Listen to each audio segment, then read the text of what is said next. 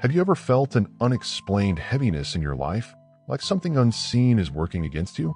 Maybe it's an overwhelming sense of anxiety, irrational fears, or a constant series of misfortunes that seem too coincidental. What if I told you that these aren't just random struggles, but signs of something much deeper? According to Father Chad Ripperger, one of the world's leading exorcists, demonic attacks are more common than people realize. But the real danger? Most people don't even recognize them. The truth is, spiritual warfare is happening right now, and whether you believe in it or not doesn't change the fact that you're already part of it. The enemy doesn't need you to believe in him, he just needs you to ignore him. But here's the good news, you are not powerless. Father Ripperger has spent years fighting against demonic forces, and in this video we'll reveal exactly how you can defend yourself. By the end of this, you'll know how demons operate, how to recognize their attacks, and most importantly, how to protect yourself and your loved ones. So take a deep breath. What you're about to hear might change how you see the world forever. Most people imagine possession when they think of demonic attacks, dramatic exorcisms, supernatural manifestations, voices speaking through the possessed. But what if the real danger isn't always that obvious? In reality, these forces operate in ways far more subtle, embedding themselves in everyday struggles, whispering doubts, and manipulating emotions. They don't need to take full control of someone to achieve their goal. Instead, they work step by step, slowly breaking a person down. It often starts with temptation, the easiest and most common form of influence. It's the thought that tells you, just this once, no one will know.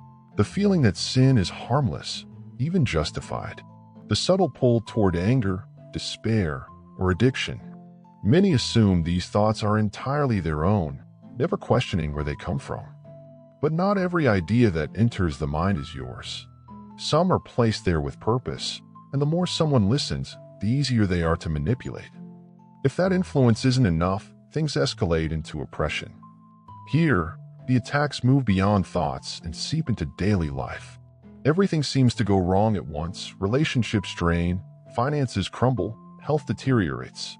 It feels like constant pressure, like something is working against you at every turn. Many dismiss it as just bad luck or a streak of misfortune, but when everything spirals out of control with no logical explanation, it's worth asking, is there something more at play? For those caught in this battle, the next stage is obsession, a relentless grip on the mind. Thoughts become intrusive, obsessive, and inescapable. Fears intensify, anxieties spiral, and negative emotions take center stage. A person may find themselves trapped in their own head, replaying worst-case scenarios or feeling an overwhelming sense of doom. This level of attack is deeply personal, designed to push someone toward despair, making them believe there's no way out.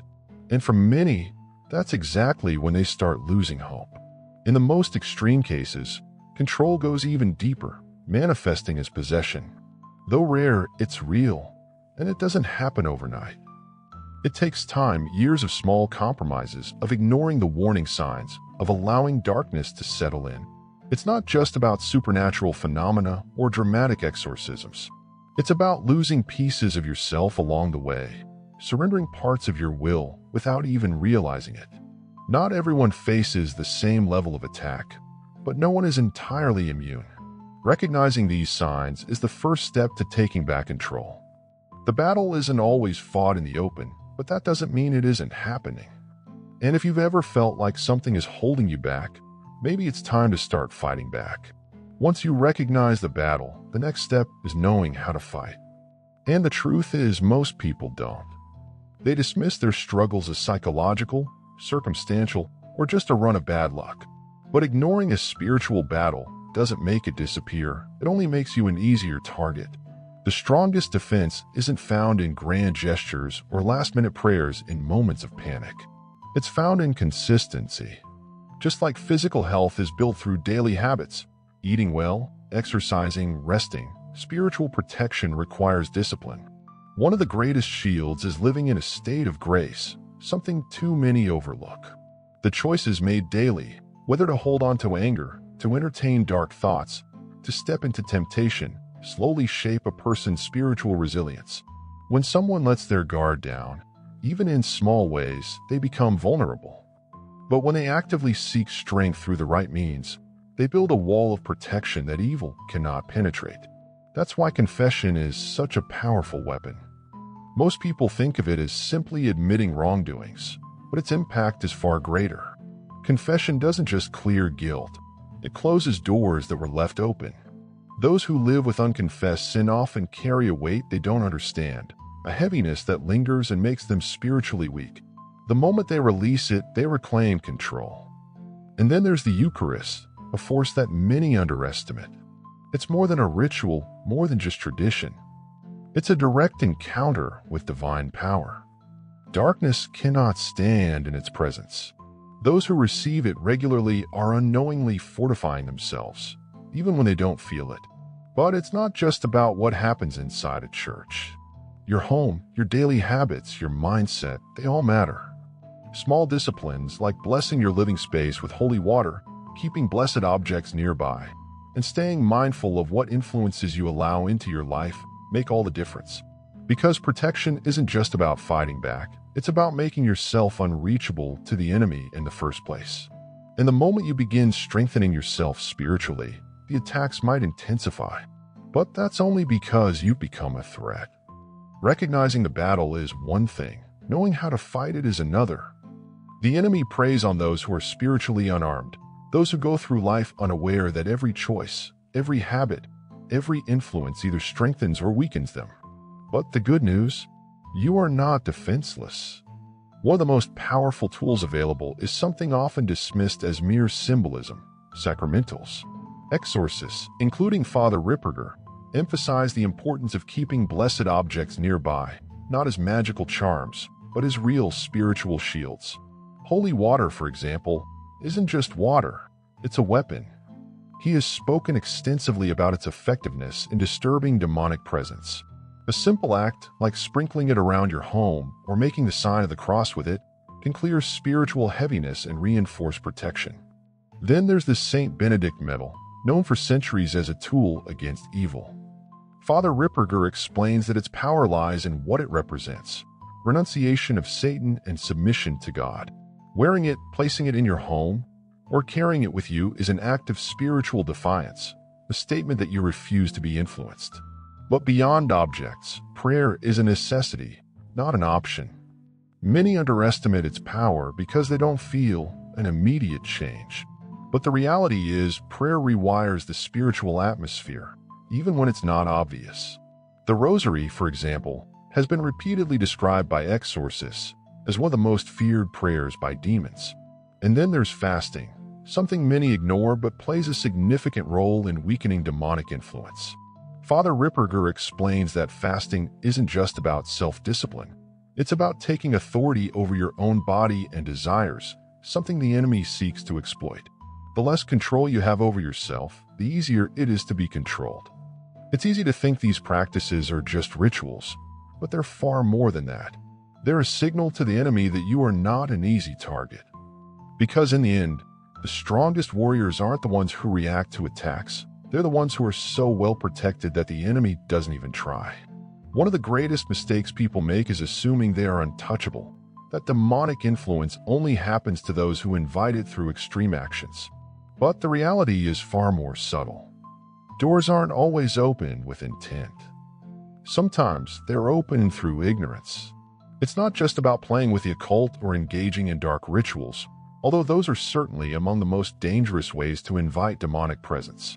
More commonly, influence creeps in through daily choices, the things we consume, the thoughts we entertain, the patterns we allow in our lives. Father Ripperger warns that media and entertainment are some of the most overlooked gateways. Music, movies, and shows that glorify violence, occult practices, or immorality condition the mind, making it more susceptible to spiritual attack. What you expose yourself to shapes you. And then there's habitual sin, not just the occasional mistake, but repeated actions that slowly distort a person's ability to resist evil. The more someone normalizes sinful behavior, the weaker their spiritual defenses become. They stop fighting back, and before they know it, they've surrendered territory without realizing it. Even emotional wounds can be exploited. Unforgiveness, resentment, and deep-seated anger create vulnerabilities, allowing darkness to settle in where healing should be. The devil doesn't need an invitation, he just needs an opportunity.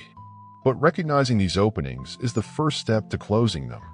And once those doors are shut, the enemy loses his grip. Closing the doors to darkness is one thing, but how do you ensure they stay shut? The answer lies in consecration. Spiritual protection isn't just about defense, it's about actively anchoring yourself in divine authority. When someone fully submits their life to God, they become far less susceptible to influence. It's not that attacks won't come, but they will have no real power over someone who is spiritually fortified. One of the most powerful ways to achieve this is Marian consecration. Father Ripperger and other exorcists consistently emphasize that those who are devoted to the Virgin Mary experience stronger protection against demonic forces. Her role as the one who crushes the serpent is not just symbolic, it's real. Those who consecrate themselves to her find that temptations lose their grip, negative thoughts subside, and inner peace replaces spiritual turbulence.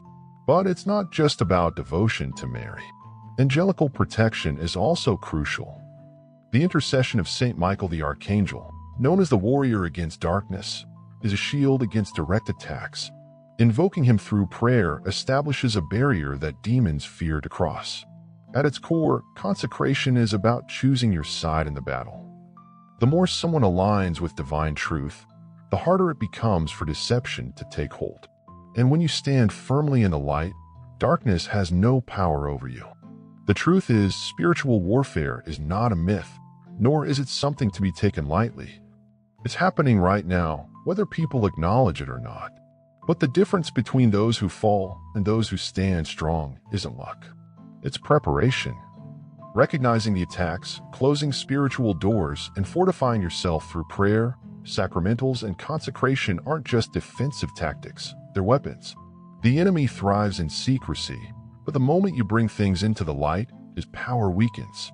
The battle isn't about fear, it's about choosing strength. Every decision made either weakens or fortifies your defenses. So ask yourself, are you actively protecting yourself, or are you leaving doors open? The choice is yours. But remember, those who are spiritually prepared never have to fight alone. Leave a comment. Have you ever experienced spiritual attacks? How do you protect yourself? Share this video with those who need to hear this. Subscribe to Beyond Yourself for more deep dives into spiritual truths.